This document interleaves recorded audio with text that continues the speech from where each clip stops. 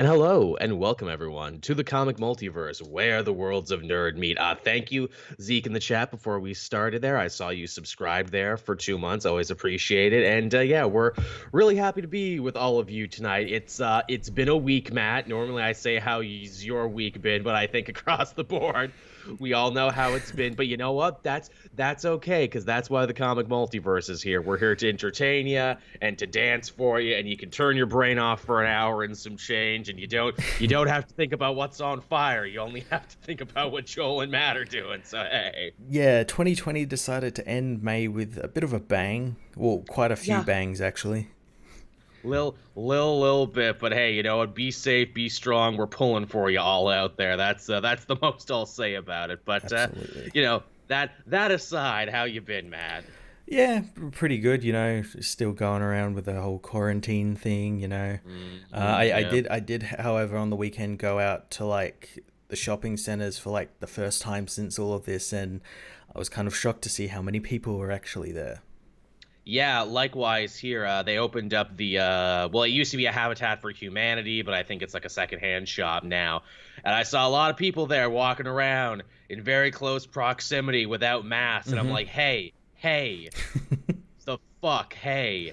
And yes, I know I live in a small northern town. Yes, I know we only had like 3 cases of coronavirus here where I live, but at the same time, it's like, hey, you're rolling the fucking dice, guys. You could be asymptomatic. I know it's like, oh, that 2 months was over. That was rough. It's not over yet. No, it's far from over.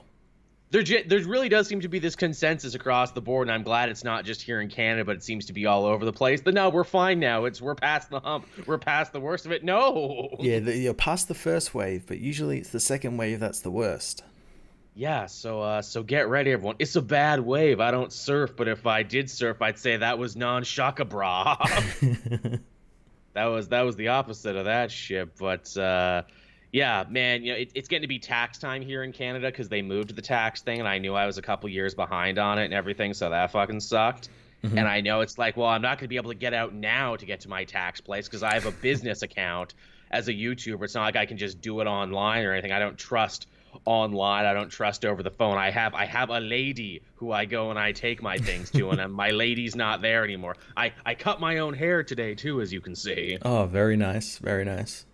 I needed that. I need to figure out the beard. I was gonna do what you and Kirk did and finally get that heated beard comb Do with this it. newest paycheck. But Do I'm thinking, it. yeah, okay, maybe grow the whole thing out, then get one the next time. I'm still working. I'm thinking maybe I can like take it down and make it about the same length.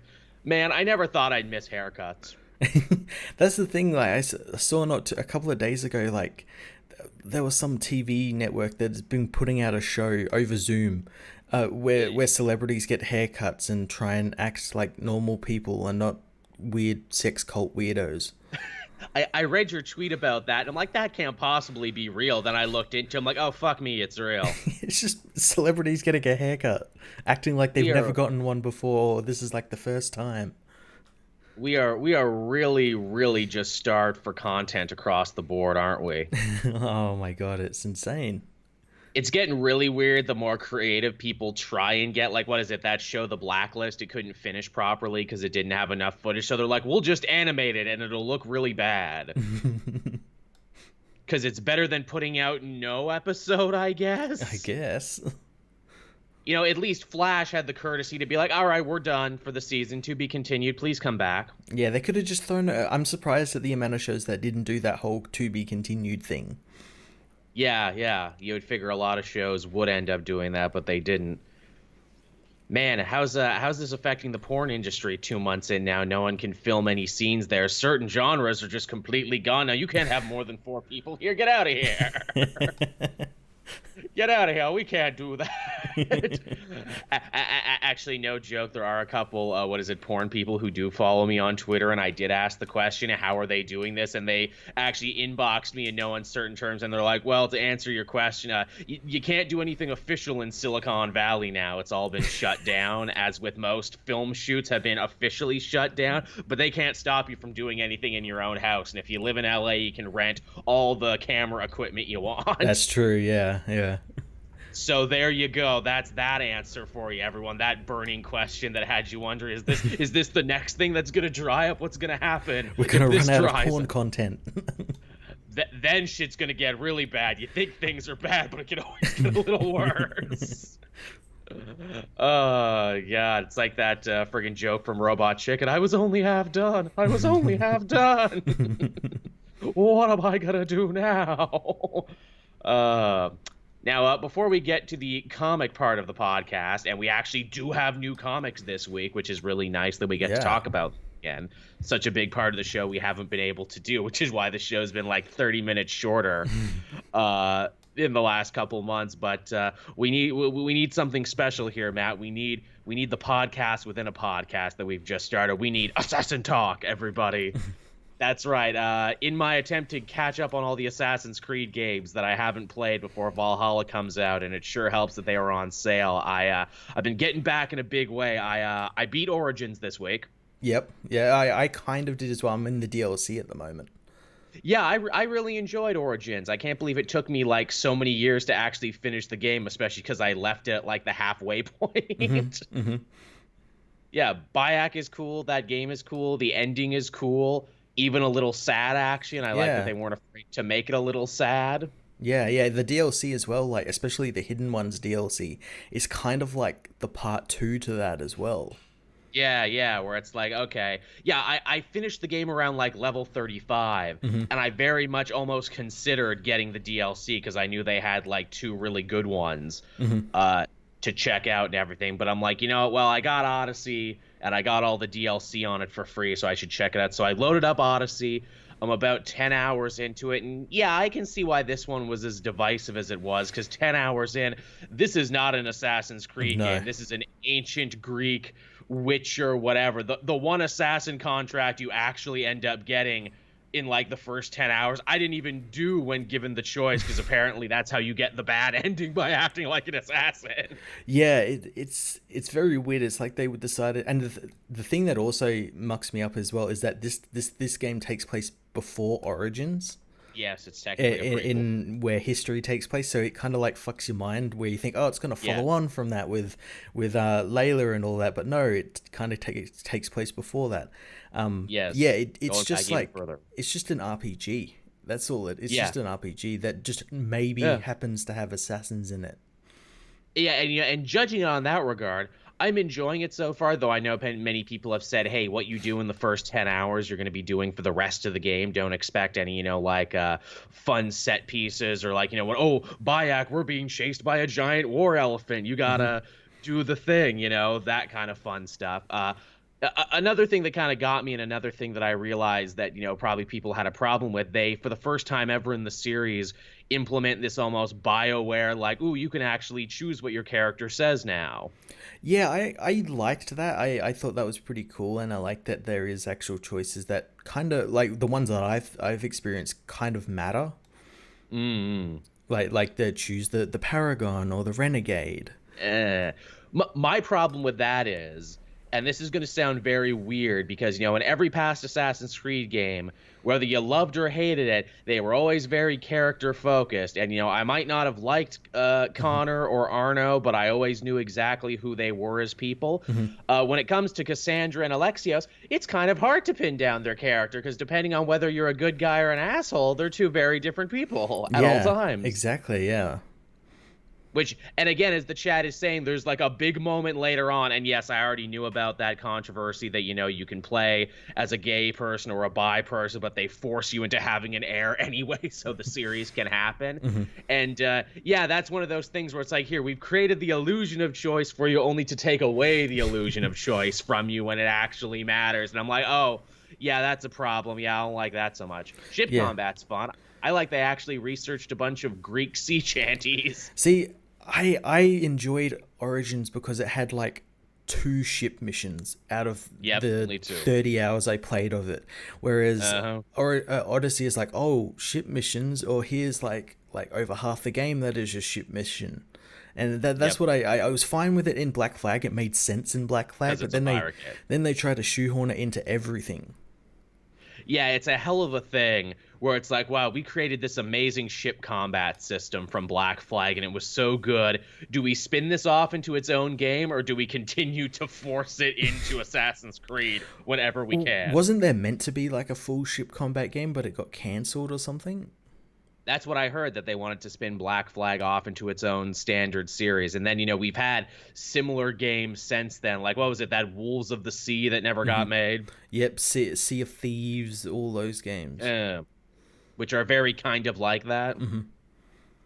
But yeah, I'm enjoying Odyssey so far. Ooh, another funny thing, and another thing I'll bring up before we move on. It's interesting when we look at the history of the Assassin's Creed series. That first game, even though it seems archaic now, was kind of a trendsetter and like, ooh, you can parkour all over stuff. Like in Prince of Persia, ooh, you have your assassin's vision so you can scope things out. And to think that so many games borrowed from that, and from there, we got your Batmans with your detective visions and everything else, and it was all kind of born from Assassin's Creed. Now here in Odyssey, it's like, but now you guys are stealing ideas from people who stole ideas from you, where it's like, oh, we have the mercenary system. I'm like, oh, it's like the Orc Nemesis system from, what is it, from Shadows of Mordor, but shitty and more annoying. And it's like, yeah. And you can shoot arrows in midair if you get enough thing. Like, oh, like Talion from Lord of the... Oh my god, you're stealing ideas from people who stole from you. Yeah, and there's even like the fortresses. You've got to take over those, like finish those fortresses and do that. It eases up tensions in the area and stuff like that. That's what bugged me too, where it's like, oh, hey, are you gonna, or it's the greatest turf war in history. Are you gonna pledge Athenians or Spartans? Well, it doesn't fucking matter, because if you want all the treasure and the experience in an area, you're gonna have to fight them regardless. Yeah, and you can basically go back through areas and be like, I want Greece to own this area now. I want Sparta to own this area now, and just get the treasures. Man, so I'm a big fan of, like, well, not like a fan of ancient Greek history, but I'm a big fan of the shit people get wrong about ancient Greek history, and I love that the first 5 minutes of Odyssey is so super hard sucking 300s dick, where it's like, oh, and Persia will not make slaves of us this day. We are free Spartans. And I'm like, well, actually, in history, Spartans were huge slavers, the biggest slavers of their time, and huge pederasts and warmongers and everything else. The Persians were actually the more evolved, more accepting, more progressive empire. They didn't have just like an army of soldiers who that was all they ever did was be professional soldiers. They had an army that they paid for with tax dollars from their empire, and in fact, the many of the rules of law we follow today actually evolved from the Persian law system, because they wrote all that. But no, they're scary monster men with creepy immortal masks, and they're gonna come and get you in the night. Yeah. Man, 300 ruined so much actual history. It really did. It really did. And of course they wouldn't go into any of that sort of stuff in this game. No. If I was a Persian, like, filmmaker, I would totally want to, like, do my version of it. Oh, and thank you, Ultimate Dark Slayer, for that. Appreciate it. If I was a Persian filmmaker, I would totally want to be like, okay, here's the Peloponnesian Wars, but actually the way it was supposed to be. the correct, historically accurate take. I'm sure someone has to have had made that movie. Hey, in the comment section below, if someone did a more historically accurate version of those events in a movie or a mini-series, do please tell me, because I'll totally check that out. I feel like they probably have, although I know in saying that, I know Swords and Sandal films don't do very well when they get made. No. They often bomb. Yeah, that's a shame. Oh, well.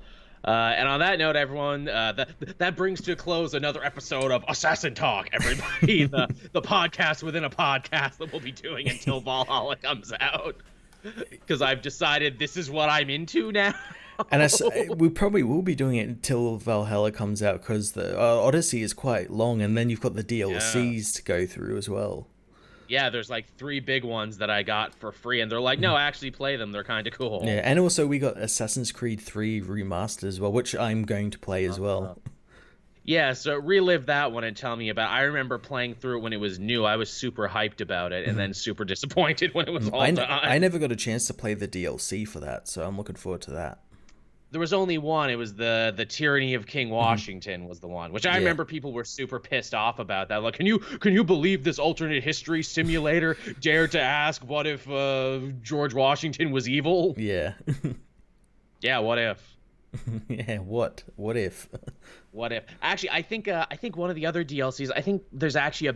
I don't know if it's in the main game or if it's DLC or you had to pre-order, but you actually do get some Benjamin Frank or not Benjamin Franklin, but what is it? Benedict Arnold missions.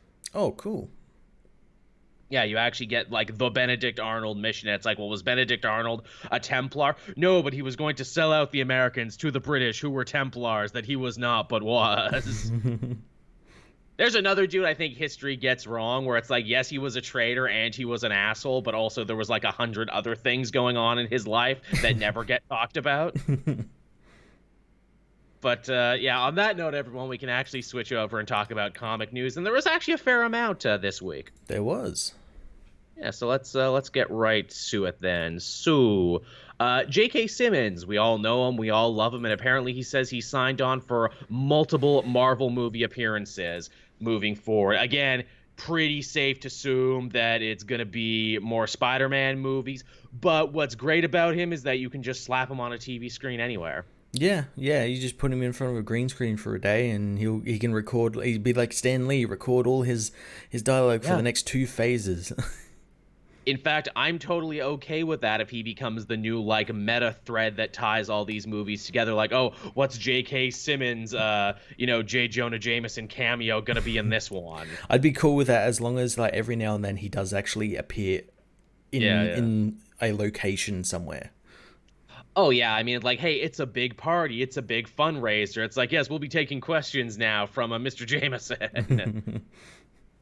It's man, it's really hard to believe that after we said forever, it's like just get Simmons back to play Jameson. Just get Simmons back. Then they did. Yeah, yeah. He must have been up for it. So yeah, I guess his role as Jim Gordon didn't pan out.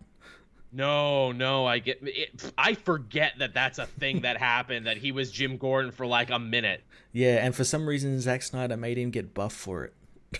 for no reason. What, bro? You think Gordon's not gonna be buff as Yeah. hell, bro? Come on, it's the toughest city in the world. The police gotta be jacked, brother, Yeah, brother. you think he can fist fight Bane on his own looking like that? I really wanted the scene of the. Hey, maybe that'll be in the Snyder cut. Maybe that's what we missed. What is it? Gordon working out, then the parademons attack, and he rips off his trench coat and his hat. Yeah, And he it's starts like beating it's like parademons with his. it's like Master Roshi just like rips off the clothes and he's got the Yes, big muscles under it. it's 100% like that. That's exactly what happened. It's even better because he looks like Master Roshi. The older he gets, the more he looks like Master Roshi. I mean, Hollywood will never do it, but if they ever end up doing a good, proper Dragon Ball adaptation, please get J.K. Simmons to be horny old Roshi. I fully support this endeavor. Start your fan art engines now, everybody. Oh man, but yeah, I'm totally down for this. I'm excited that he's gonna get some more work in here, and also hopefully with Jameson sticking around, that hopefully means we're gonna get more Spider-Man in general, because I know that was the big fear for a second, where it's like no Spider-Man. Well, actually, yes, Spider-Man. I think we're gonna get him. I hope so. I always feel like that Simpsons episode where it's like, oh, that was a scary couple of minutes. But we didn't think we'd be getting Spider-Man. Thankfully, Tom Holland is just a very nice, charming boy and was able to get people to work together. Truly, he was the ultimate casting for Peter Parker because he brought warring factions together Yes. in real life just by the power of being charming. Now, on the same bent of casting news and cameo news, this week it was announced that apparently Henry Cavill is in talks with the powers that be. I assume it's the new powers that be because DC and Warner Brothers has had a huge shakeup recently, well, with the AT&T bosses and everything coming into effect now. He's been in talks apparently to return as Superman somewhere. Yeah. Nowhere in any of this did they ever say Man of Steel 2 or a Superman sequel at all. They just say that he's going to be there somewhere. And we kind of called this last week as well because I Good. mentioned that Cavill was only getting into this so he could get his way into more Superman stuff. And Uh, yeah, look at this. Yeah, but it is interesting that they won't give him a new movie. That he's done it. He's done. He's had his part. Yeah, that you can be a cameo, a glorified walk-on cameo somewhere. That's gotta be so sad. Where it's like, look, you can be Superman, but only in these smaller roles. We do not trust, and maybe it's not even like we don't trust you to headline another Superman movie. That's just we, the powers that be, don't trust another Superman movie. Period. Which doesn't make any sense. No, it really doesn't. And again, we've talked about this before on past episodes too. Geez, a hero that venerates all the goodness, kindness, and charity in the world. We sure don't need one of them right now. I'm sure that wouldn't speak to a lot of people on multiple levels. Let's not make that movie. I kept seeing people saying that it's very hard to write Superman, and I have to completely disagree with that. And I think almost 80 years of comics would disagree with you with that. It's not. It's very easy to mess him up, but it's not easy to write a movie. It's very easy to. How about you write a nice man? Is that hard to write a nice man? What's Superman's character? Oh, he's a good guy. There you go. Well, you see, He's nice. He's friendly. He's your dad. I started to write a nice man, but then he broke a neck. Oh no. Oh no, what do I do now? Uh-oh. I made a big oopsie doopsie on the page, and now Super Dad is breaking necks. Yeah, but at least we'll have that TV show coming out. At least we'll have that. There's definitely lots of good Superman projects to look forward to. And I mean, the cameo idea isn't terrible. It just depends what movie he cameos in. Like, if he has a small B plot in like Shazam 2, I think that'd be pretty dope because we now know the Shazam kids know him. I wouldn't mind if it was like if Shazam 2 was a team up with Shazam just teaming up with Superman just to like, yeah, and then like Black Adam gets involved and they have to like fight him. Again, they've kind of done that story once or twice. But yeah, I like the idea of Superman being like, hey, you have powers not dissimilar to mine, young Billy, and there was really no one there to help me out with these powers when it started. I had to kind of figure it out. How about I like kind of mentor you and everything and kind of be the father you never had? Yeah, and just kind of make sure you don't turn into a mopey Randian piece of shit. Mm-hmm. Yeah, wouldn't that be nice? Yeah, absolutely. That'd be a good movie. And then of course, you have Black Adam and being like, I started like you, I was a good man once, I was a hero, but then I realized it was all bullshit, man. I became the ultimate nihilist, and you can be the ultimate nihilist too. You gotta wake the fuck up. Yeah, like that totally. Just have Dwayne The Rock Johnson. It doesn't matter what your name is, Billy, with your Rudy Poo candy ass idealism. You just get The Rock to go back to his old heel persona, just cutting promos on Superman. And let me tell you about you, Super Dick. I saw you breaking necks in Metropolis, and you think you could pass judgment on me, the people's champion of magic, guardian of magic. I forget what it is. And then he's just raising his eyebrows all over the place. Come on, you can't tell me that's not a good movie. What I'd pay to see that. And if they got David F. Sandberg back to it, it'd be fucking funny. Please, it would be cool and it would be funny and kind of scary, but also very heartfelt. Yeah. Man, Shazam is great, everybody. Why didn't more people see Shazam in theaters? That's a good-ass movie. It is. It is a really damn good film. It deserved better. In fact, I like that Stargirl show a lot because, man, there's a lot of good DNA in that Stargirl show that was also in that Shazam movie. Yeah, it's almost like both those films have someone in common that for some reason these people don't particularly like. We got something in common. Yes, we do. We got something in common, but who? Schmeff Schmons is his name. Good old Schmeff. We love you, Schmeff. Man, seriously, Stargirl is so good, though. Wasn't that last episode great? Yeah, there was. I know we talked about maybe there might be a drop in quality after this first pilot, but there wasn't at all. No, in fact, it's only getting better and more interesting and adding new wrinkles. And I love, what is it? We get the parent-teacher mixer there, Hmm. and it's like, oh, literally everyone in this town is a supervillain. And it's Yeah. funny. I watched the show with someone, and they're like, and I even asked them, like, why do you think all these supervillains moved to this town? And they said, oh, well, isn't it clear? All the supervillains still have the same idea of the American dream as the heroes do. They all just want to retire in a nice, quiet community. And then we find out their real plan is like to gentrify the area and like make America great again is the Yeah. Injustice Society's ultimate What goal. what's their plan? Is like Project America or something? New New America. America, yeah. Which hey, thank you, Pat Senior, for the cheers there. Much Thank you. appreciated. Which I did go back and I read Stargirl and I did actually remember what her dad was up to. Yeah. And well, actually, no, because that lady we met who like introduced herself to Pat, I'm pretty sure that's her dad, her real dad's sister. Okay. Okay. Which is why she shows up and then leaves, and it's not a big deal, but she's sure to mention her name. Okay. Yeah. Hmm. Because in the comics, you see her dad, we discover, is not only is he not a superhero, but he's actually a deadbeat like henchman for the Royal Flush Gang. I like it when they do stuff like that. I do that too, and it's like, oh, you're not even a henchman for a good villain. Yeah. You're a henchman for an ever-changing group of D-list villains. You never know who your boss is gonna be.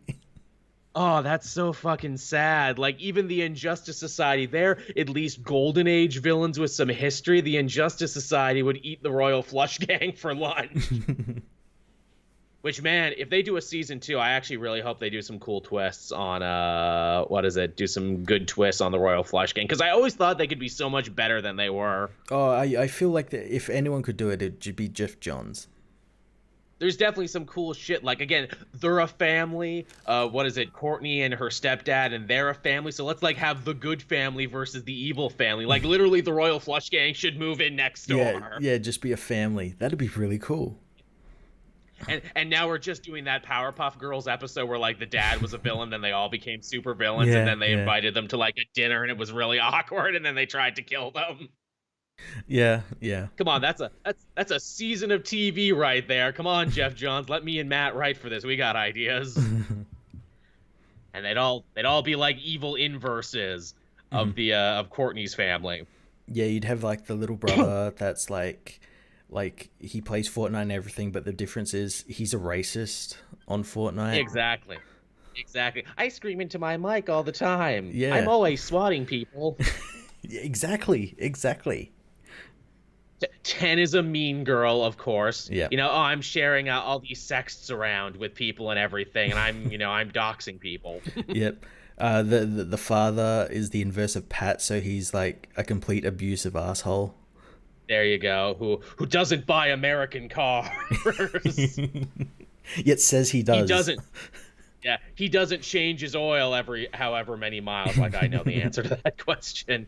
And the mom is just Karen. The mom, Queen, Yep. is just always getting in people's faces. Like, can I talk to your manager? That's her superpower. She can always talk to your manager, and she's never saying anything good.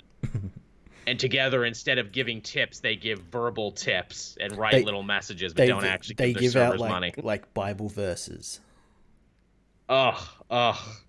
Tip your servers, everyone. It's hard out there in the service industry. Come on.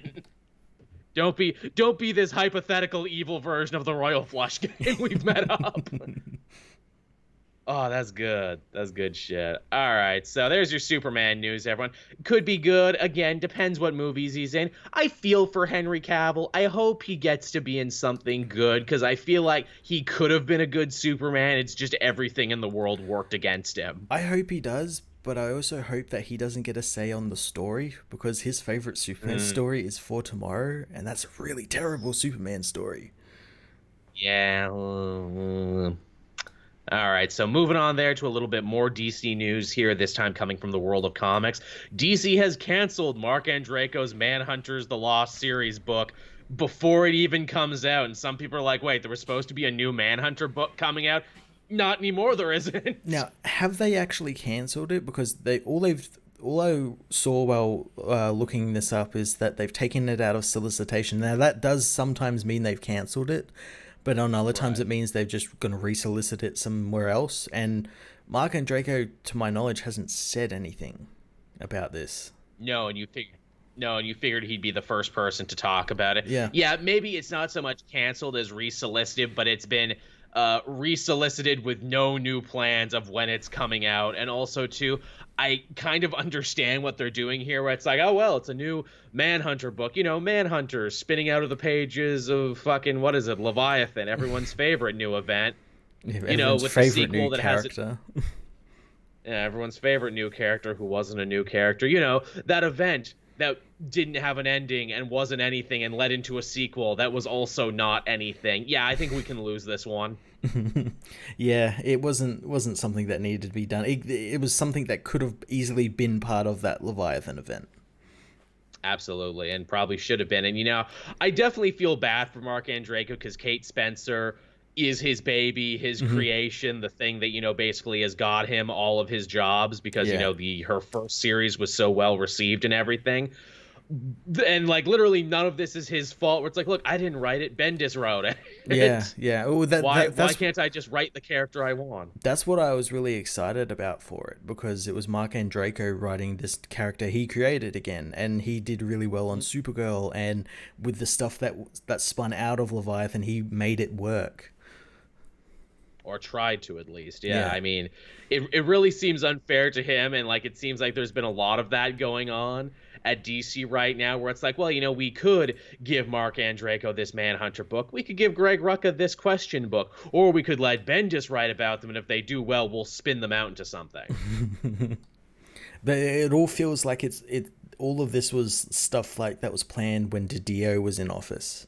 And now Yeah. that he's not, all the stuff is sort of getting cancelled or like shifted or something. Yeah, I mean, I hope it comes out eventually for the people who are fans, and again, like Andreko, who this is his baby, this is his creative, like, you know, child, essentially, and, you know, I always hate it when those get taken away from people. It would be like if they said, hey, you know, Judd Winnick is writing another Green Arrow book. Oh, no, he isn't. I'd be like, fuck off. And yeah, give Mark Andreko a break. He clearly, it seems like he only wrote that Supergirl because this was on the table. Yeah, yeah, it felt like that. That's what it felt like to me, where it's like, look, write this Supergirl book. No one likes reading Supergirl, or no one likes writing Supergirl, and it always gets canceled. So, you know, work some of that magic, and then maybe we'll actually let you write something you want to write. Yeah, yeah. And I say that knowing full well that I don't think Andreko and I have agreed on anything creatively. I remember, like, he did the podcast circuit forever, and he was like, well, I think these Zack Snyder movies are great and good and everything, and I'm the resident comic book guy. Like, literally, that's all he did for, like, a year. And Oh, I'm like, I God. remember liking you more, Mark Andreko, before this, but, like, literally, it's like that Fox News thing where it's like, we need someone to be a contrarian in the business, so let's get him. Yeah. Yeah. So that's that, everyone. Sorry if you were excited for this Manhunter book, because it might not be happening now. Yeah, it'll probably, if it doesn't happen, it'll be like pushed into something else. Yeah. Something that is definitely happening from the world of DC, and something that's actually kind of interesting. Ram V, the man who's currently co-writing Justice League Dark with Justin Tynan, although really I think he's writing more of it because his voice is very distinctive and Oh, yeah. Tynan's is distinctive. Yeah. And I hear more of him than I do Tynan in this newest arc. Well, it's been announced that he's actually going to be taking the helm on Catwoman. Yeah, yeah. I'm not even really interested in this Catwoman book, but that's pretty cool. I enjoy his Yeah. his writing on Justice League Dark, and it's quite interesting. Yeah, you know, Catwoman is yet another one of those characters where it feels like, well, no one really wants to do this because we're always canceling the book. So if you do great work, if you do bad work, it doesn't matter because we're just going to cancel it and replace you with someone new. And that last book, that Jolene Jones book, had everything working against it because it was spinning out of the non-ending that was the Batman Catwoman wedding and everything else that was happening in Tom King's book. So I'm just like, yeah, I don't really give a shit, and I extra don't give a shit now because I'm actually kind of mad at this, even though it's not your fault. It's funny about that series because the thing that it had it working for it was that wedding, and then that thing turned out to be the thing that wasn't working for it either. It was so funny But we watching changed. reading up to 50 with that book coming out, whereas everyone's like, "Oh, we're going to get this Catwoman book; it'll be great." And then 50 happened, and yeah, Yup. But Matt, we changed her costume though. She has exposed shoulders and armpits now. oh, stop the presses. Oh man, if you're a shoulder fetishist, oh man, this book's got it all happening for you now. And also, maybe now that she has exposed armpits, people can stop asking the question, like, wouldn't you get really sweaty in a suit like that? That was, just pure like leather. Wouldn't that chafe? If you were just running around rooftops on that, wouldn't that be a problem? Yeah, Well, now ask no more. yeah, you don't have to worry. Again, I've liked Catwoman runs in the past. Again, I mentioned Greg Rucka before, who had probably the best one, the one that everyone remembers and refers to. I definitely think Ram V could put some new energy and take the book in a different direction. He says that he wants to take into like a very serious, more heist centric direction. And I'm like, well, isn't that how Catwoman should always be? Yeah, I always thought that was how it always was. Apparently not. I mean, again, I haven't read the last several runs, so I have no fucking clue what it could be. I mean, it kind of makes sense. Like, you can't really do anything else with the character. You can't like send her to space or anything like that. Like, you have to kind of keep her where she is. They've definitely tried. Again, I feel like Supergirl, they've done everything under the sun to try and reinvent the wheel, where it's like, okay, she's an urban Robin Hood, who steals from the rich to give to the poor. Okay, she's not. She's a serious kleptomaniac who can't help herself but stealing, and, it alienates her from everyone around her. Okay, maybe she was a sex worker who, turned to a life of costumeness to, like, protect herself and others around her. Okay, she's a crime boss now. Remember when she was a crime boss in Gotham because her father was like some mobster and she changed her name, and even Selena Kyle wasn't her real name. That was stolen too. There was another Selena Kyle, and I don't fucking know if they ever answered that question or if that's just one of the many things from the New 52 they just forgot about. Yeah. Yeah, so Catwoman, it's like there should be more with her, but there isn't. I like to think I have a pitch for just about every superhero. If you said, hey, Joel, gun to your head, do a pitch for Catwoman, I wouldn't have anything. Well, see, now that I mentioned space, I'm starting to like think about it. I'm like, oh, you could do a really cool story where she like gets tired of stealing shit on Earth. So she's like, I'm gonna go to like 5 planets and steal their most valuable asset and then sell it to someone. Matt, are you going to make Catwoman into Dr. Aphra? Yeah. Matt, that might be successful. You can't do that. A fun female-led book of a space archaeologist who steals stuff. I don't know. Also, as Jersey Luck reminds me, I'm confusing Rucka with Brubaker. Yes, that was the one everyone really likes. Thank you for the correction. You are right on that one. Mm-hmm. Yeah, well, let's write that right now. Catwoman in space. What does that book go? She goes to New Genesis to steal a mother box so she can get around space easier. Yeah, and then she goes to like Ran and Thanagar and steals like their most prized possessions. Like, these are the nth metal wings of a great warrior, and this is the first ever Zeta beam tube or something. I'm gonna steal the helmet of fate next. Yeah, stuff like that. That's wow, just like, and you could call it Catwoman biggest heist ever or something. Just Catwoman in space. Just not even like dancing around it. It's Catwoman in space. But how does the Catwoman get to space? Oh no, you know how Catwoman gets to space? She seduces an Elon Musk guy and steals his shuttle. Because an Elon Musk guy in the book would be a total fuckboy, unlike in real life. And it would be really easy for her to do it and steal the space shuttle. Exactly. Oh my god, Matt, we just wrote a fucking classic right here. Make it 12 issues. It doesn't have to be too long. Yeah, Catwoman universe, exactly. No, Catwoman galaxy. Oh, and then you could have like a bunch of other space characters show up like, hello, it's me, Starfire, and the Justice League Odyssey. We're here too now for a crossover. Remember us? Vaguely. No one on Earth remembers us. No, man, that says a lot about them. They disappeared and nobody gave a shit. No. Also, thank you, Pat Sr., for subscribing. Thank you. for a tier. Always appreciate it. You've been supporting all our shows. You supported Capes and Quest on Thursday, and now you're here supporting too. Much appreciated. Nice. So there. So basically what we're saying is you don't need to read this new Ram V book because we just pitched a way better series, and you should all give us money and tell people so we can write Catwoman in space. Go do like what the Snyder Cult did and spam DC with release the Catwoman in space cut. There you go. Wait, is that a cut? Is that we don't know. We don't understand. Just confuse the fuck out of it. Say release Catwoman in space. What? That's not a thing. Yeah, just confuse them, and when they ask, point them to our videos. Exactly. That's not a thing. Not yet, but it will be. We just need $30 million.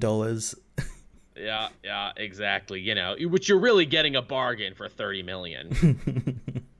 Actually, no. It's we'll do it, but we need the Bendis contract. We need $10,000 an issue for 12 issues. So there you go. That's what we need.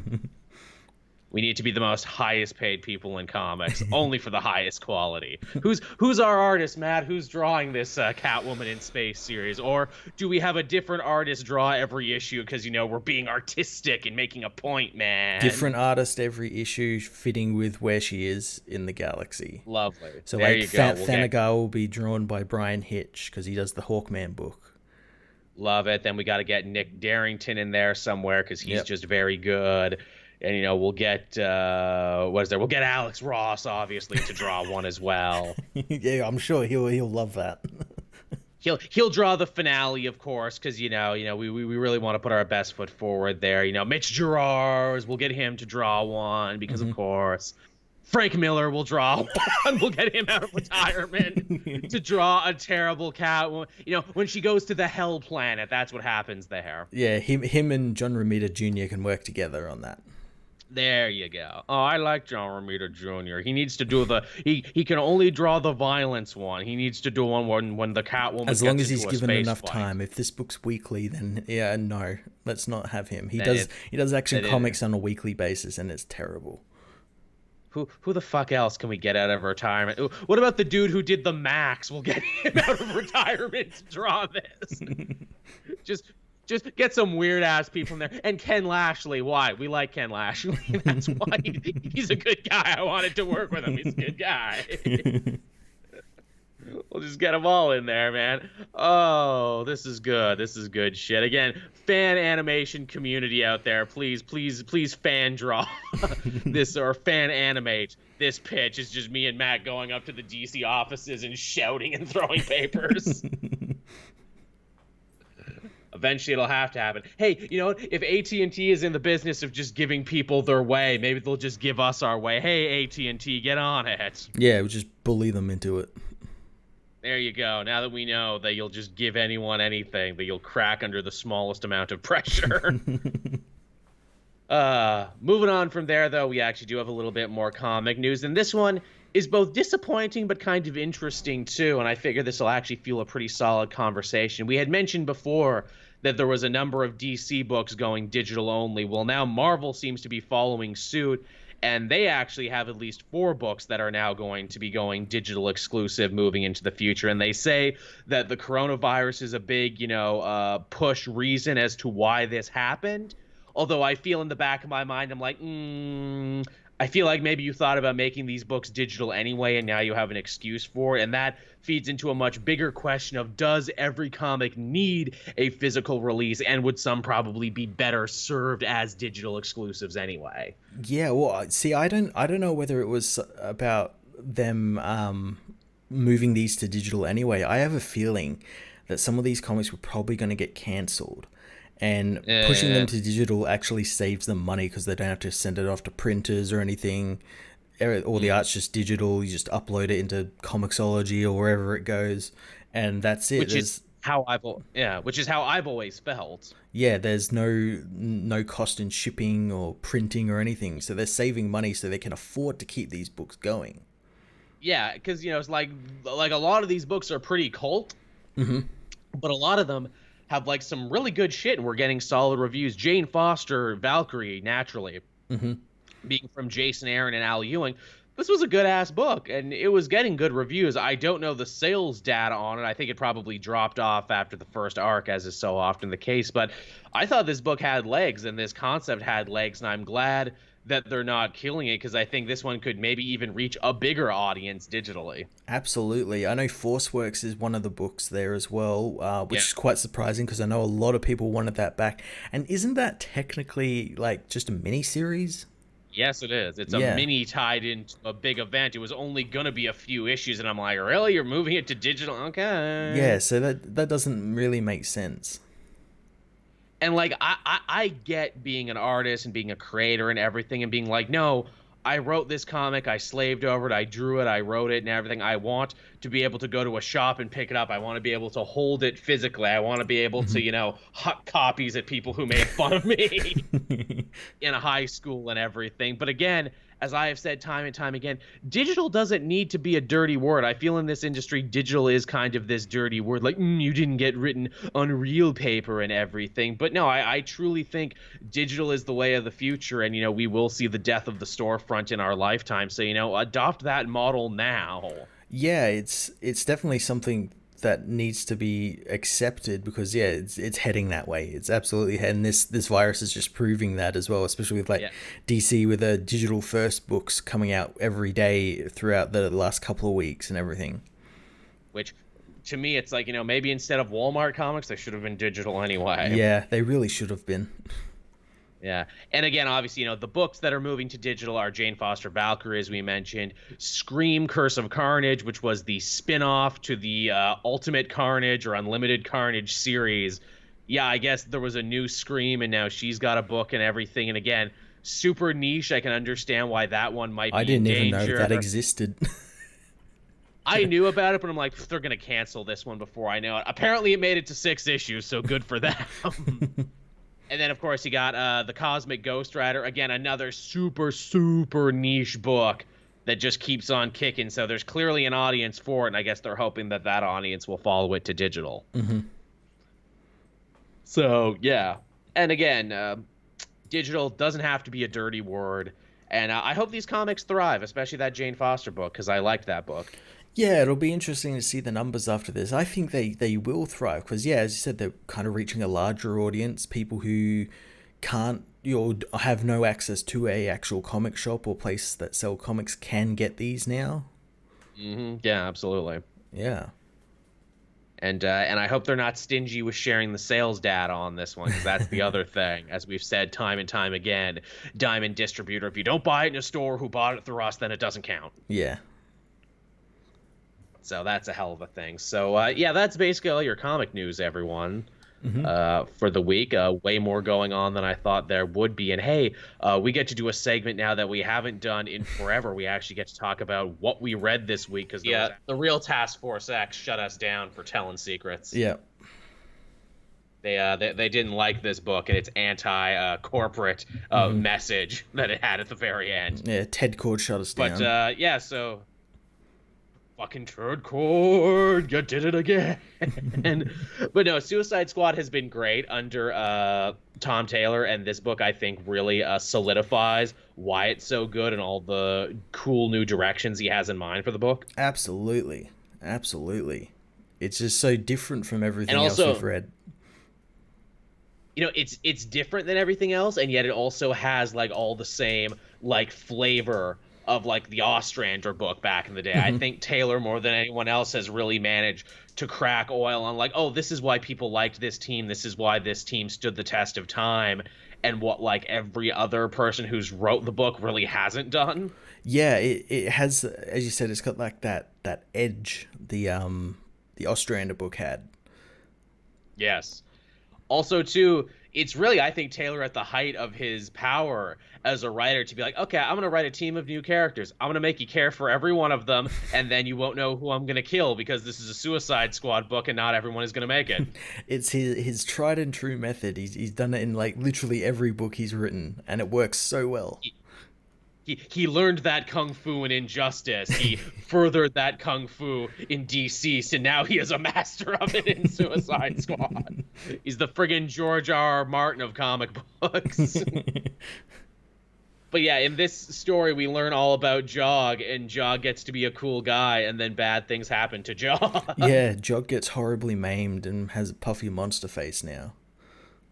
He certainly does, and man, I love they do with him stuff that they used to do with the Flash all the time. This idea where it's like, yeah, when you're a speedster, a moment can take a very long time. Yeah, a very long time. I like that he compared it with um, like the life flashing before people's eyes. So like Mhm. when you're a speedster, that is like a long ass time, and it literally does Absolutely. because he sees the person with the button that'll pop his head off, like press the Yep. button. This book does a good thing too, where I'm like, okay, so Deadshot's working with his new teammates, but Harley doesn't know, and they're trying to get one over this Mr. Locke guy, who we know is just a go-between for the real villain of the series. And I'm like, okay, this is issue 5. They're probably going to drag this out for a couple more arcs. We'll probably get a few more focus pieces on the characters before we're ready to go to that next step. No, this book wastes zero time getting to that next step. Oh yeah, yeah. They just shoot Locke in the head and kill him, and I love how they did it. They like cover up the panel with like the little censorship thing. The little comic board advisor. I'm like, that's fucking genius that you got to have head exploding ultra violence and a funny joke at the same time. I really hope you keep doing. I hope that becomes a running gag, Yeah, yeah. because that's really, really freaking good. Harley gets to be the best in here that she's been in a very long time in the main universe, and that is she actually shows a shocking level of humanity, stepping on in to try and save Captain Boomerang from getting killed by all the new members of the squad. Because Tom writes her as a character, not as a meme. Yes. Like a lot of people seem Yes. to write her as like, this is Harley Quinn. People are gonna buy the book anyway. I don't need to like put my all in this. I'll just get her to say something wacky, and it'll be funny. It's we're kind of in a Harley renaissance right now between this book where she's being written better than she ever has been, and the TV show that's on right now where again she has been written as more complex, deeper, and more human than she's been in a very long time. Yeah, it's people have suddenly realized like, hey, we can actually do something really cool with this character if we just give it a little bit of thought. Yeah. Which again, people always love to compare, Harley's success to Deadpool's success, and I think Harley really was in like the same battled years that Deadpool had, where it's like, yo, I'm Deadpool, whackety schmackety, memety meme. Yep. And like it took a writer like Duggan or someone to come around and be like, no, no, no, he's a sad clown. No, no, no, there's a reason he's like this. Yeah, yeah. But yeah, so they take care of Locke very early on, and we ultimately discover who basically bought Task Force X and why they've been doing all these seemingly weird non-government sanctioned missions, and that is that because apparently the government, as they have so many other things, sold off Task Force X to corporate interests, and that corporate interest is being led by friggin' Ted Kord. Yeah, I like this newer take on Ted Kord, where he's all about the business, it seems.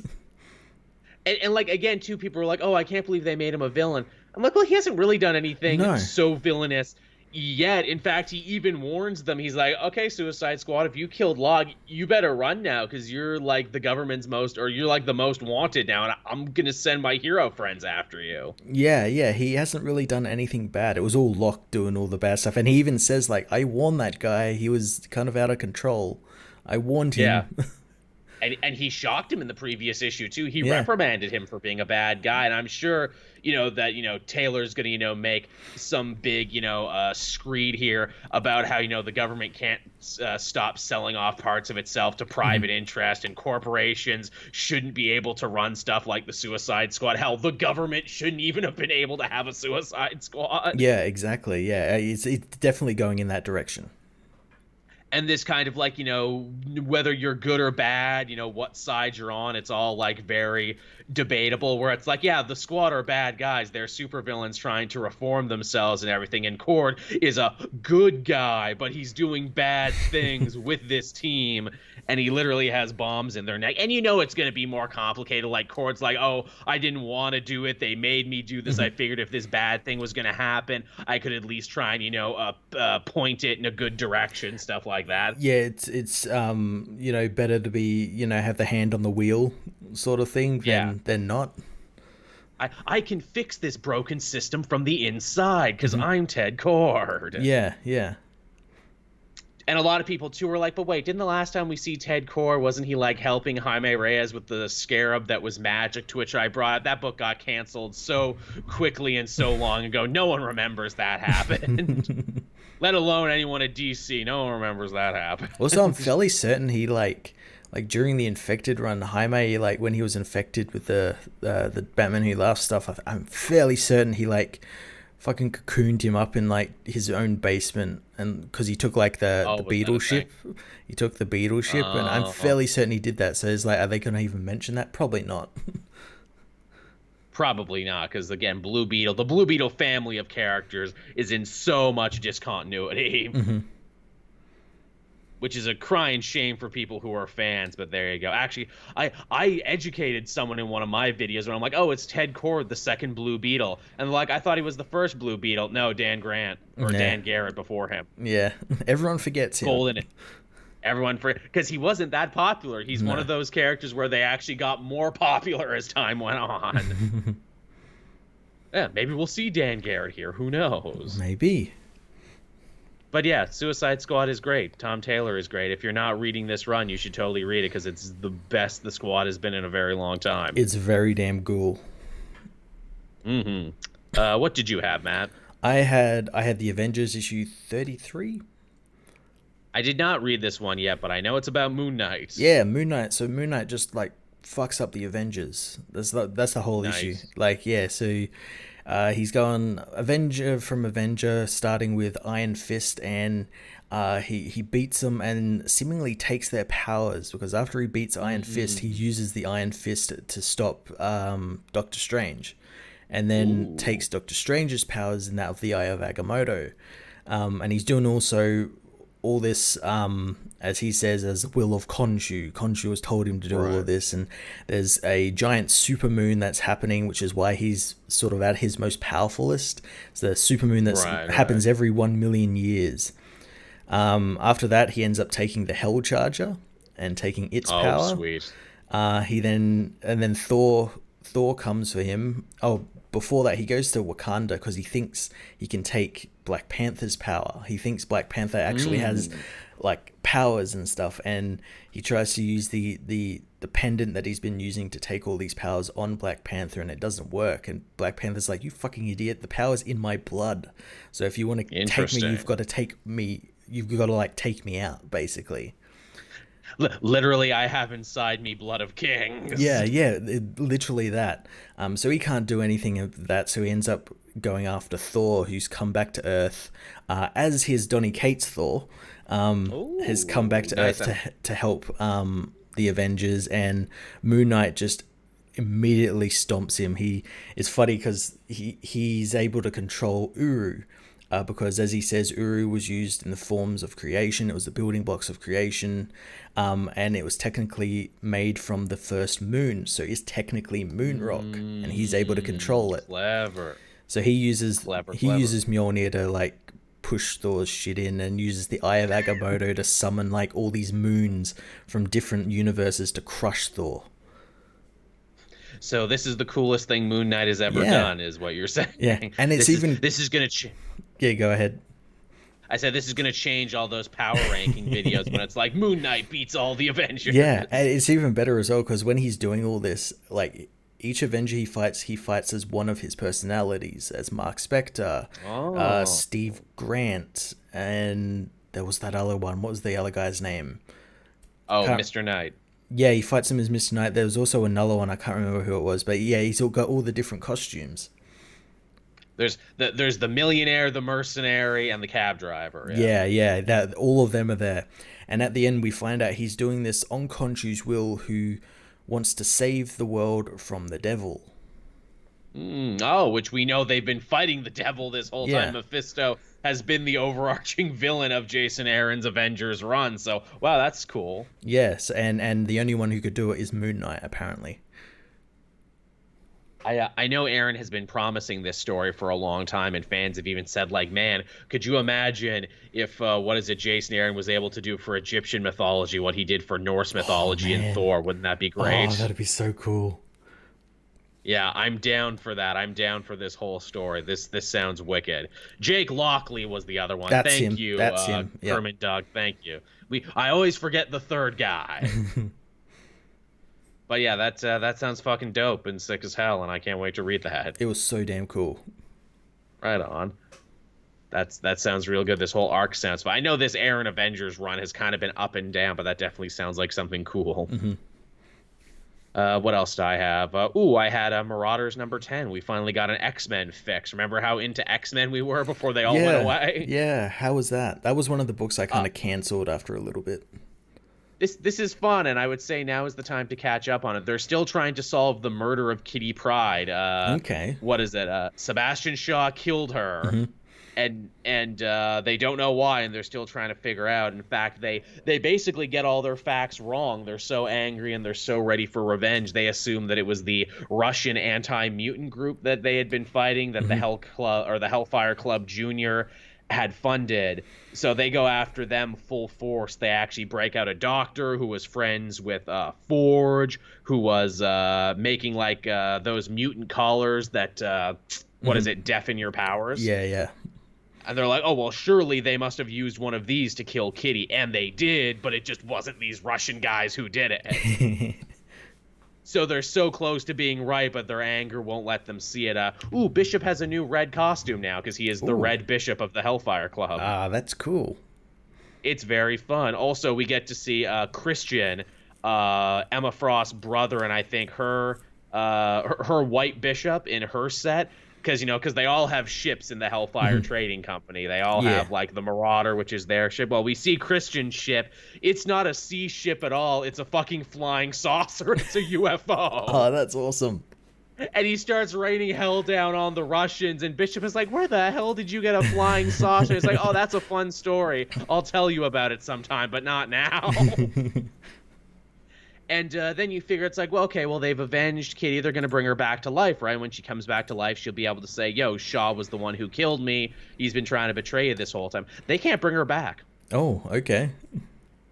Like, we see Xavier in the 5, and they're like, we've been working all night to try and do it, and it's not working for whatever reason. We didn't even understand why she couldn't come back to the island originally, and now we can't explore. Now we can't even bring her back. I think Krakoa is gonna have its first funeral ever. Oh, jeez. Yeah, and they set up that's what the next issue is gonna be, Kitty's funeral. Oh, wow.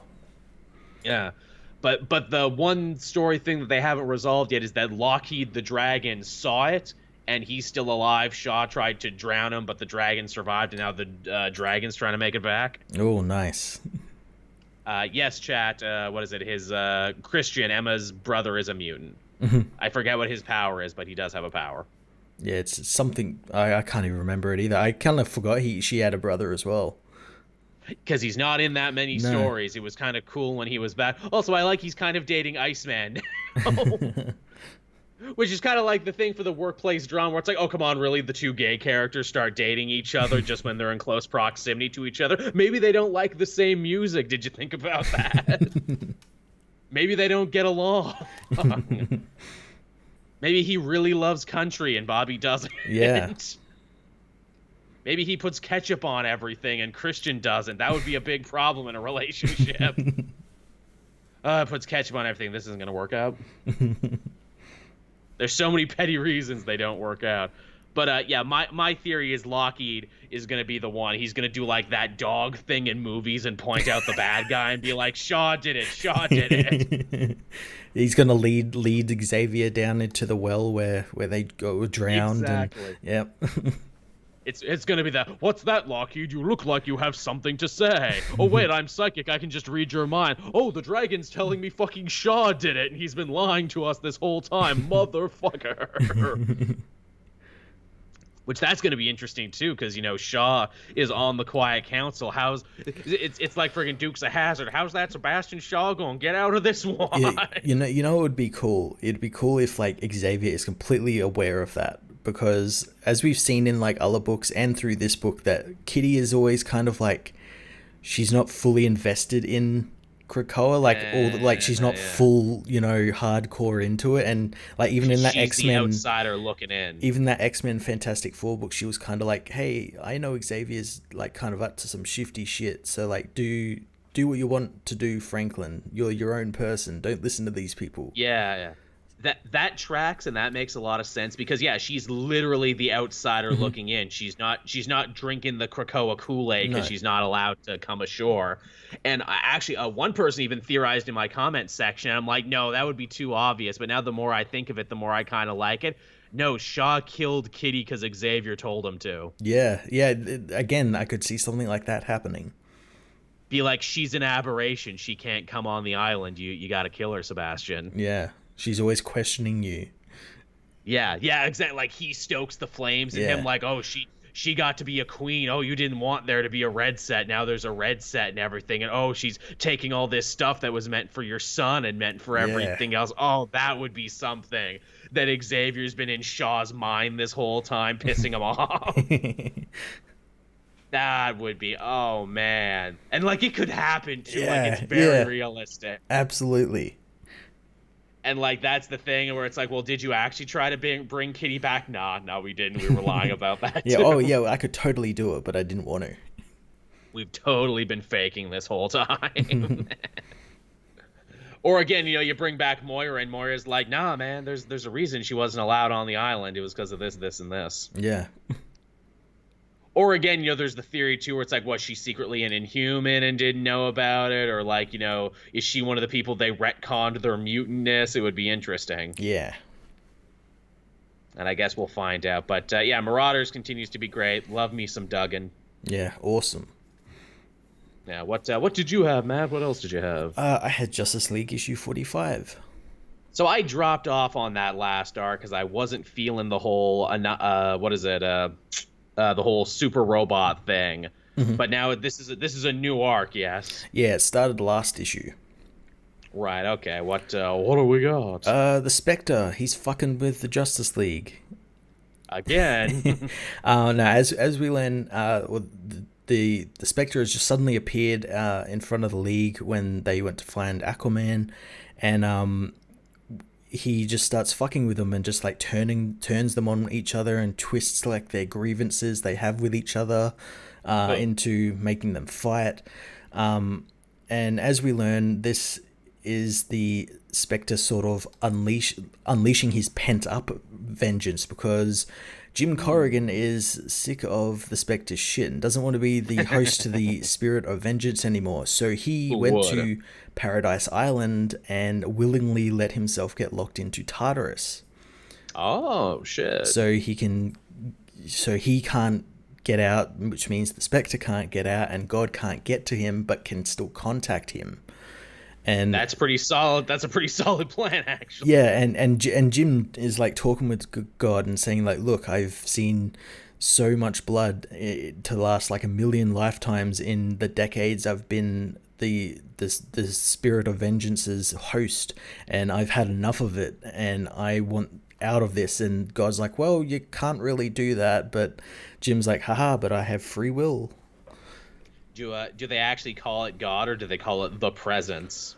They I know Batman calls it God. They don't call it the Presence. What does Jim call it? Can't remember what Jim calls it. But it's definitely not the Presence. Because DC is weird when it comes to the hierarchy of God and everything. Marvel has their one above all, and then all their cosmic deities that fucking might as well be God but aren't. DC has High Father, who is like the Zeus god of the new gods, but not the Judeo-Christian God. And then the Presence, which is sometimes mentioned, but not mentioned nearly as much as the one above all is in Marvel. No, well, Batman does mention that it's God with a capital G. That's cool.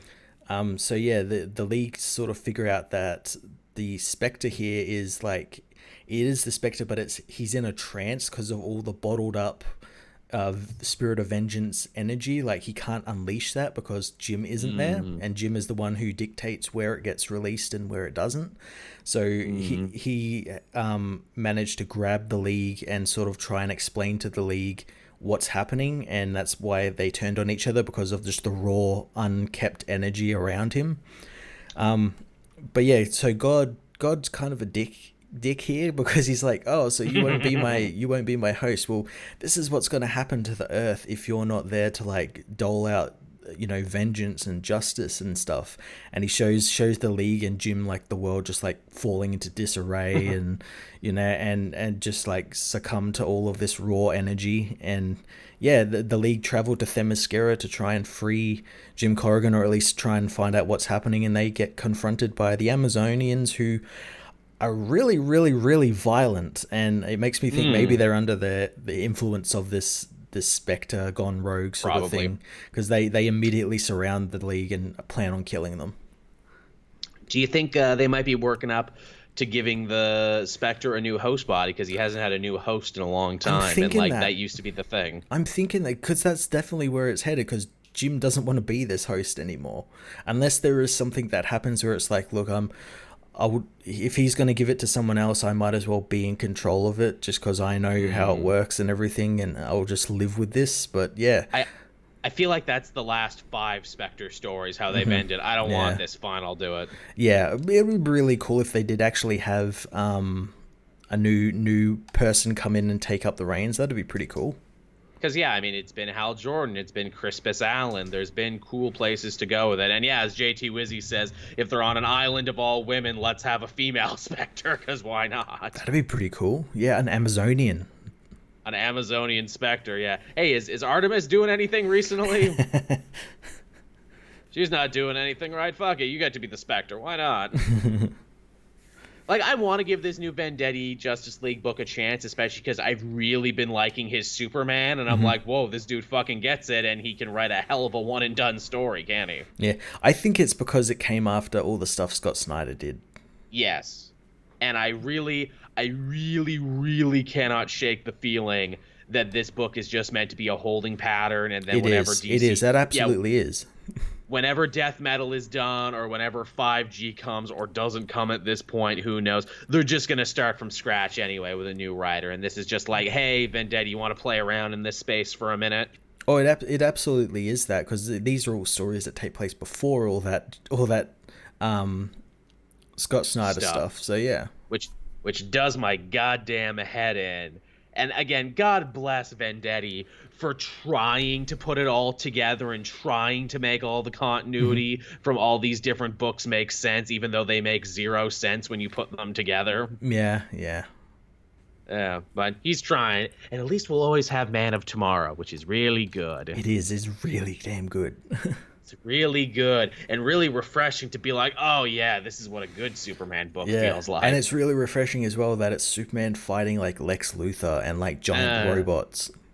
Yeah, actual Superman villains. I loved that last 2-issue arc he did, where it's like, Superman versus Big Brother and everything, and Superman breaking government property to free people from a police state, basically, only to have Luthor be like, haha, I turned the Daily Planet into the biggest laser of all.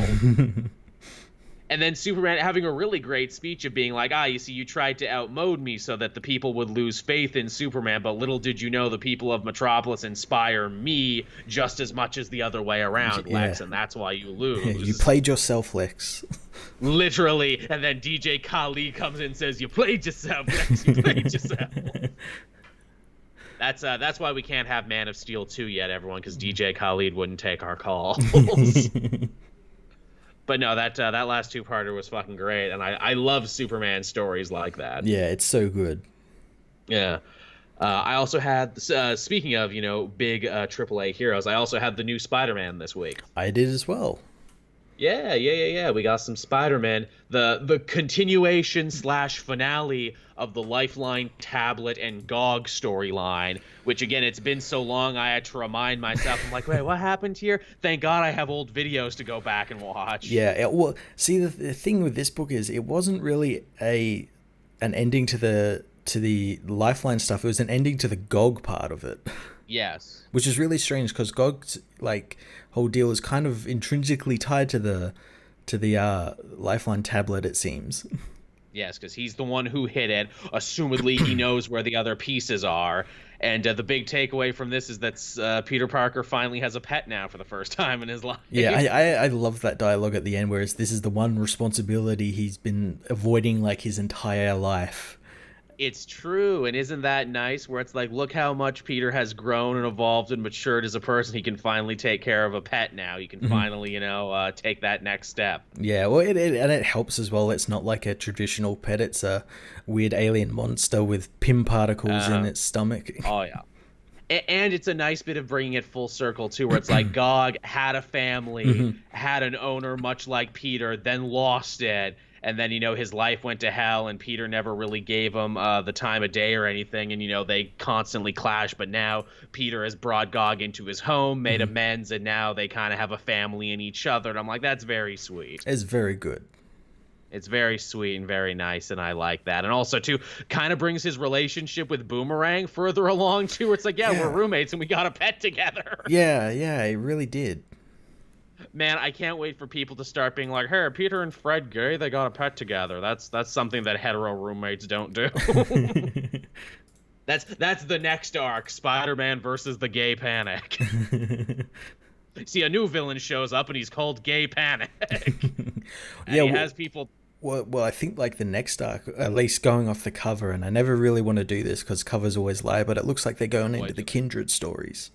Yes, because Kindred brought Stanley Carter the Sin Eater back to life, which technically is like the second time in the last couple of years he's been brought back to life because Null did it too. Yeah. Apparently fucking Stanley Carter's got just a goddamn revolving door in hell. He can keep coming back.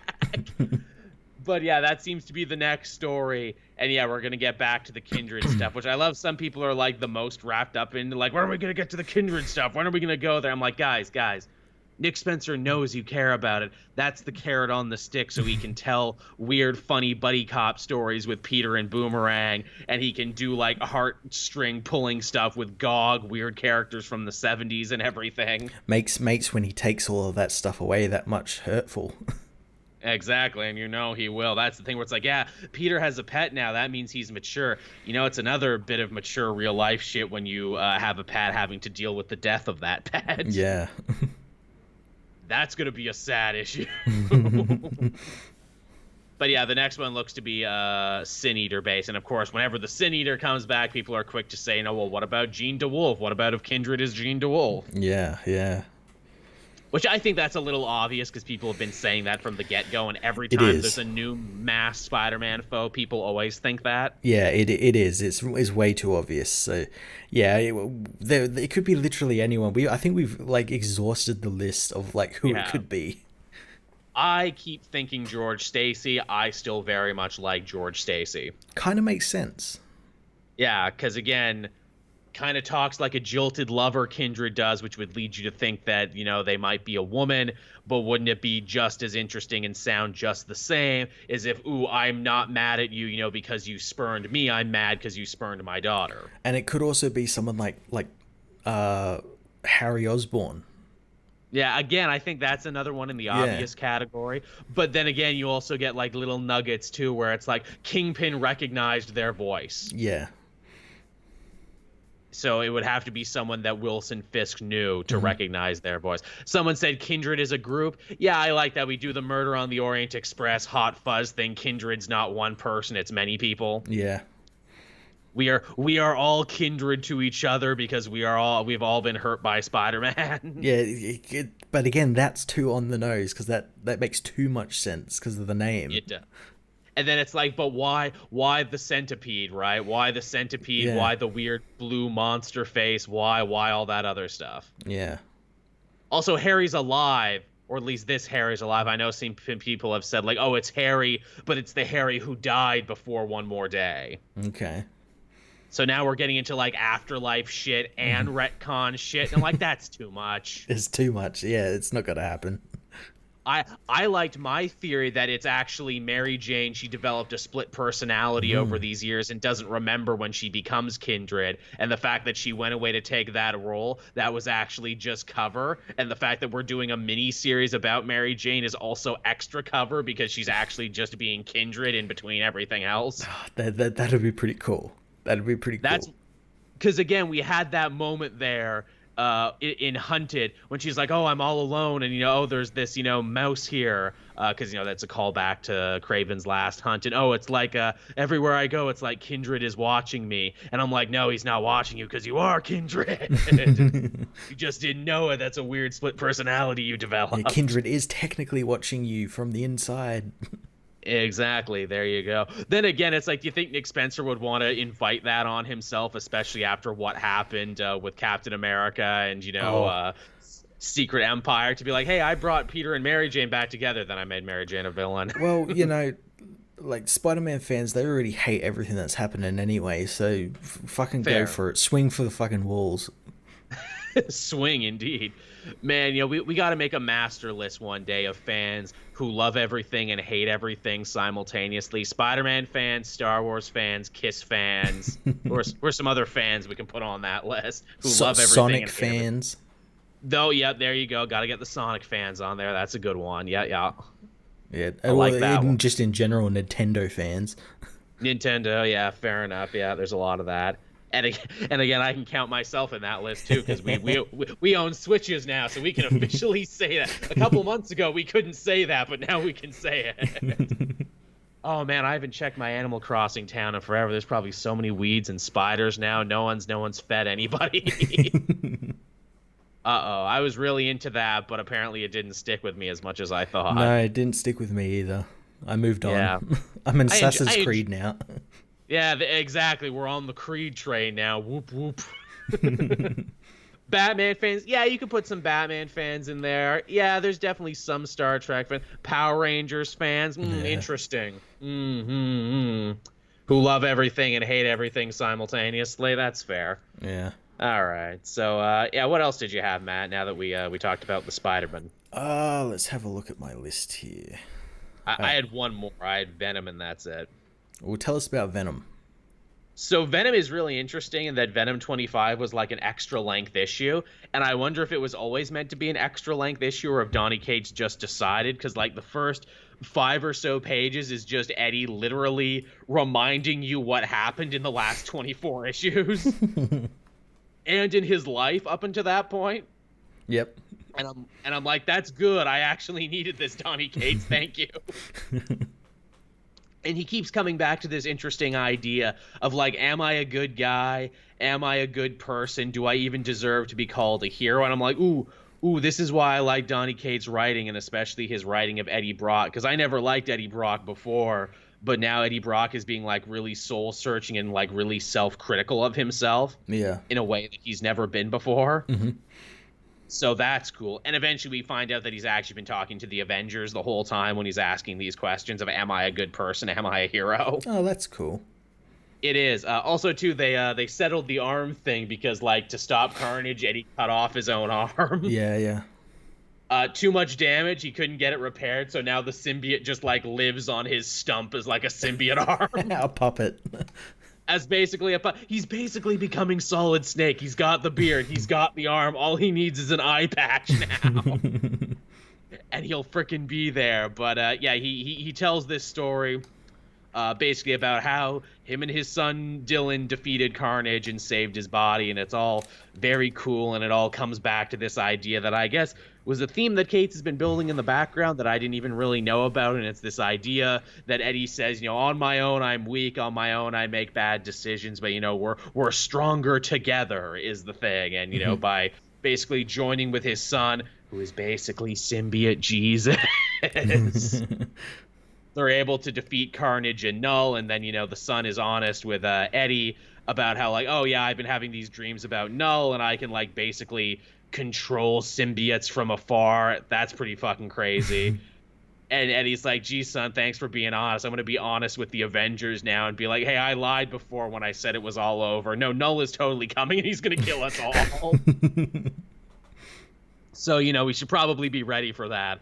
And then we kind of get like a future flash of like, oh, here's Nolan, his true form, and here's like, some other cosmic characters we forgot about, and also here's this new virus character that's coming. Oh yes, Virus.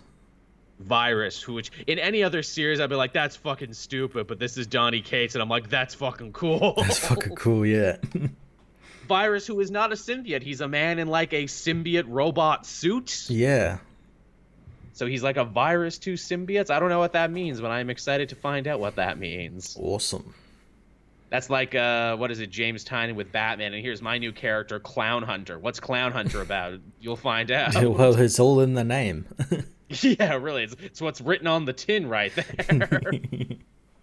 Yeah, you're right, JT Wizzy. He's the standing on the edge creator, where it's like, look, this would be dumb in anyone else's hands, but trust me. Well, no, he as I can't remember who it was in the chat said last week. Yeah, he uses edge as a seasoning, not a base. Yes, there's good edge and bad edge, and he's definitely got the good edge. Yeah. But yeah, so that's everything I read this week, and all in all, pretty good week. Nice. Last issue I had was Flash issue 754. Oh, yes. The Flash and Reverse Flash have to team up. Yeah, so they team up to take down Paradox, who's going through the timeline, killing Flash at all his greatest victories. So you see stuff like Flash of Two Worlds. What was it? I think Final Crisis is in there. There you go. Like all these really cool victories, and Paradox just appears and like kills the Flash and leaves, takes his energy and leaves. And what he's finding out is that no matter how many times he kills the Flash is still loved and still has a legacy. And Godspeed is sure to like hit that home and say that. And it makes the villain realize that, like, oh, he's been going about all of this wrong. He needs to go back to his own time to sort this out. So he ends up going back to just before he became Paradox, when he was just a normal human man named Chris with a family. And that just happens to also be the same place Flash and Reverse Flash go, because Eobard wants to use his lightning rod, which harnesses like pure untapped speed force as a weapon to trap Paradox, which is what he did the first time when he trapped him. He wants to do that again, and the best place to do that is when he's not Paradox, so they'll have to go back and kill this man Chris. But Flash doesn't want to. We're full Terminator now. Yeah, Flash doesn't want to do that, because that means obviously killing what is essentially an innocent man. He doesn't know he's going to be Paradox yet. So it's the baby Hitler conundrum too, which you go back in time and kill baby Hitler. Yeah. Flash doesn't want to do that, so they end up fighting over like if they should do that. But Paradox comes and ends up killing his human self. And in doing so, he unleashes more crisis energy than ever has been released before, and essentially wipes out reality. Paradox is literally a paradox now. Yeah. So yeah, he ends up wiping out reality, and it's a very similar reality wipe to like what Dr. Manhattan was doing to like Flashpoint. All the buildings are like sort of disappearing into like a blue sort of like phase and everything. And yeah, Flash and Reverse Flash have to kill him now, apparently. That sounds epic and amazing, and like something I'm missing out on. Yeah, you got to get into it. Especially because Joshua Williamson's run is ending very soon. To think he's like the only DC Rebirth creator who made it all the way. Yeah. Good for him, man. He deserves it. If I could make him a little trophy and send it to him, I would. You made it. There you go. Thank you, Josh. You made it. Yeah, those Flash books have been good. The Flash digital books have been good as well. Yes, they have. I'm like 2 behind now, but I was really enjoying what Gail Simone was doing with the Flash Speed Force City of the Future. Did you read the one after that? I didn't. I have it on my pile, but you're gonna love it. Jonah Hex is in it. I breezed through it. Yeah, I'm like, there you go. Because you don't do a time travel story and you don't have Jonah Hex and Shining Knight and all these other heroes show up. Yep. Oh, that's good shit. Why have they not done like an Exiles, but for DC, where it's just time displaced heroes? So you could have Jonah Hex and Sergeant Rock and Shining Knight and like all these other heroes on a team. I don't know. The Blackhawks. Let's add that to the Catwoman in space pitch. We'll add that. I like it. Yeah, she goes to a planet and it's like a War World Gladiator style setup where they've just stolen heroes from history to fight each other. Yeah, and then that spins off into their own book. Yeah, Catwoman goes there because she wants to steal the time machine. Yeah, and you can call the book The Frontiersman. Ooh, I like it. I like it a lot. There you go. I love it. There's the book, everyone. Pay us. Money now. Go abuse DC stuff. Until they make our time displaced Exiles. But man, that pitch would be shut down super quick. It's like, yeah, we want to do Exiles, but for the DC universe, and use time instead of dimensions. Oh, that's so nice. Yeah, that Exiles book got canceled there. Yeah. Well, that's before people will be going like, what the fuck is Exiles? Yeah, exactly. And what the fuck is Exile? No, but it was very popular twice. No, it was very popular amongst comic fans as an idea. Not here. No. No, baby. No. Shush. It's funny. If you did like a time displaced team too, you could have Superboy Clark Kent on that team. And the thing is, he's just learning his power, so he doesn't know what to do yet. Yeah. You could have a lot of interesting, like, younger versions. Have Vandal Savage in there, but he's like just Conan the Barbarian Vandal Savage. Yeah. He's not a full villain yet, or he's a dumbass caveman still. Yeah, or he's like the Genghis Khan version. Ooh, that's fun too, because who doesn't want to have Genghis Khan on a team? Yeah. There's a lot of fun time displaced heroes you could put on that team. Obviously, you'd have to grab someone from the JSA too, because why not? Yeah, but grab Sandman. Yeah, there you go. With the gas mask and the gun. Yeah. Oh, man, that's a fucking team. Oh, my God, man. We are writing such a good pitch. And then, like, you could have the first villain naturally be Kronos, because no one uses Kronos anymore. And if you're doing a time travel book, he should be the villain. Yep. There you go. And you can grab like other villains from other points in history, like when they were big. Like, okay, Bane is the villain in this, but it's Nightfall Bane. It's like Bane at the height of his power. It's like Bane who, like, when you draw him, he takes up a whole panel. Exactly. And like that would be the joke. Like you draw them like how they used to be drawn. Like Batman shows up in this book, but he's got like the big ass like shoulder thing. Yeah. Oh my God, this sounds like the best book Marc Russells and Joe Quino's never wrote. For real, man. Get on that guy. This one's free, man. Oh yeah, Telos. We'll have to do something with Telos. The greatest character ever, Telos. Like even if it's just a throwaway joke, put Telos in there. It's like, and I am Telos. I do the waves of time, and they get the fuck out. He's like the villain that like all these other villains have been working for, but the team get to him and they're really like, this guy really? And they like beat him in one panel, and the book's over in 2 pages. This guy sucks. Ooh, the chat had a good one. We got to have someone from the 60s. You're right. Either we bring back the Geek, aka Brother Power, who I think showed up a few times in some Alan Moore shit, so it wouldn't be that weird a thing, or we literally get the 1960s version of Prez. I was just thinking that.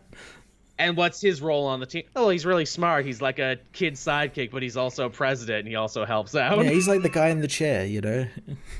Oh my God, this book wouldn't last 6 issues. No. It would only be for us, but would it be good. And everyone would love it. Everyone who read it, all 4 people who read it would love it. Would be like, this is a fucking masterpiece. Oh man, Telos drives the time van. Yeah, I like that. He's a goddamn bus driver of time. Hey everyone, get in the van. We're gonna save the time stream. And then you eventually have it cross over with Legends of Tomorrow, the show. You just have those characters show up in this series. And they just kind of look at each other like, man, there but for the Grayskull eye, am I right? Yeah, and they make a crack about, like, they've suddenly become comic book characters. They're drawn. Yeah, they're not real. Heroes who travel through time fixing problems, never catch on. Like they're just super dismissive of one another.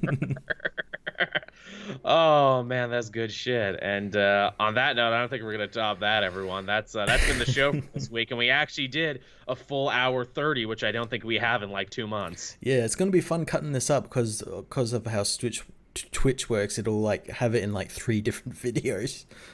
Yeah, so if this show that you're listening to right now ends up being laid either on Patreon, where you can listen to it first for as little as $1 a month, or on Wednesday at 8 a.m. on YouTube, we apologize for that. Know that Matt is trying his best to put this all together for you. Yeah, I have no idea what was wrong. It was all working. Like chat was coming in for me, but yeah, apparently it was frozen. So yeah.